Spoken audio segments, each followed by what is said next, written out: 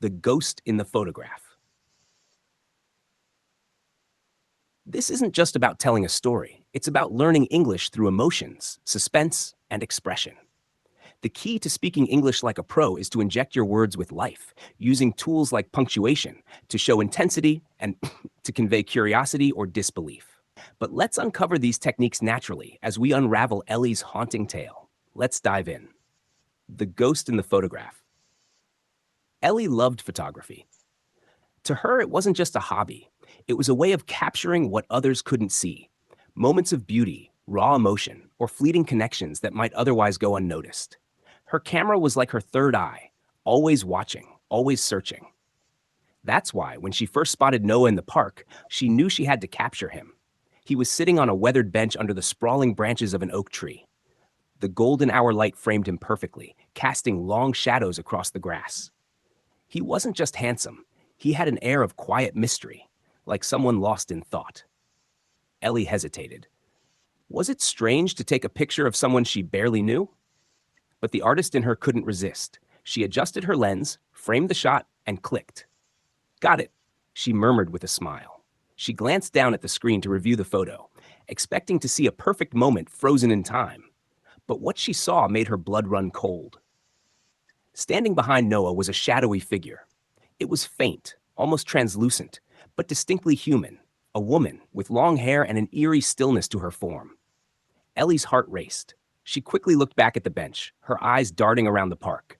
There was no one there, just Noah, still reading, oblivious to her presence. She stared at the screen again, half expecting the figure to have vanished. But it was still there. The beginning of unease. Ellie tried to shake off the strange feeling as she walked home, clutching her camera tightly. It had to be a trick of the light, she told herself. A glitch. Maybe even a smudge on the lens. But when she transferred the photo to her laptop that night and zoomed in, the figure became even clearer. It wasn't just a random shadow. The faint outline of a face was visible now. Her face. Ellie recoiled from the screen, her heart pounding in her chest. This can't be real, she whispered, her voice barely audible in the stillness of her room. A loud ping broke the silence. Her phone lit up with a message from an unknown number. Don't trust him. Her breath hitched. Her hands trembled as she stared at the screen. Who was this? What did they mean? She glanced at the photo again. The shadowy figure seemed almost alive, its gaze fixed on her through the screen. A growing connection. Despite the eerie warning, Ellie couldn't stay away from Noah. Over the next few days, she found excuses to visit the park, hoping to see him again. And there he was, sitting on the same bench, smiling as he saw her approach. You're Ellie, right? The girl with the camera? He asked, his voice warm and inviting. She nodded, her cheeks flushing. Yeah, that's me. They talked for hours that day, and Ellie found herself drawn to him even more. Noah was kind, thoughtful, and had a way of making her laugh that felt effortless. But the shadow never left her mind. Every time she took a photo of him, the figure appeared, sometimes faint, sometimes startlingly close. It was always there, like a silent warning she couldn't ignore. The dream. That night, Ellie had the most vivid dream she'd ever experienced. She was in a dark forest, her camera hanging around her neck. She could hear whispers, faint and indistinct, coming from every direction. Ellie? A voice called, low and mournful. She turned and froze. The shadowy figure was standing just a few feet away, its outline clearer than ever before.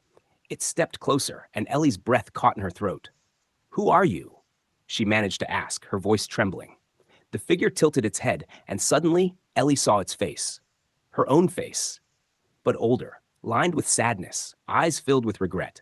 I'm you, the figure said softly, and I'm here to warn you. He will break your heart. Ellie woke with a start, her body drenched in sweat. The words echoed in her mind, refusing to fade. The confrontation. Ellie couldn't keep it to herself anymore.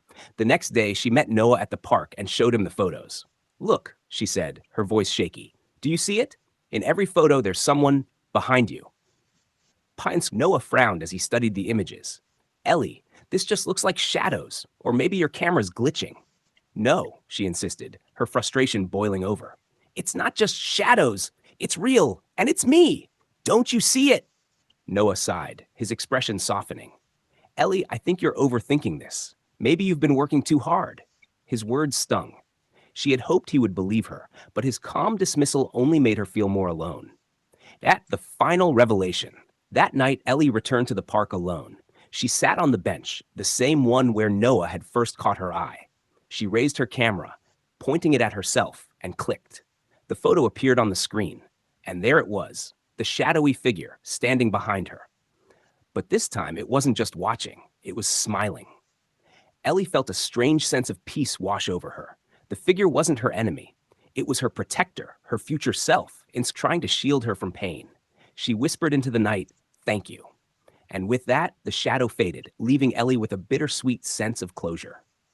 What we learn. This story wasn't just about ghosts or heartbreak. It was about listening to the signs around us and trusting our instincts. Now, let's focus on how punctuation brings emotion to your speech. Exclamation marks for intensity. When Ellie shouted, "Don't you see it?" The exclamation added urgency and power to her words. Question marks for disbelief and curiosity. "Who are you?" Ellie asked, her voice trembling with fear. The upward inflection conveys her uncertainty, combining them for dramatic effect. "What is this?" Ellie whispered, blending shock and fear into one phrase. Your challenge. 1. Imagine you're Ellie confronting Noah.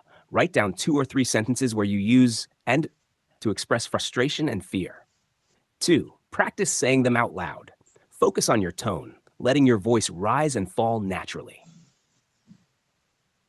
That's all for today's episode of Fluent Vibes. Stay tuned for our next story. It'll be just as thrilling and full of lessons for mastering English with emotion.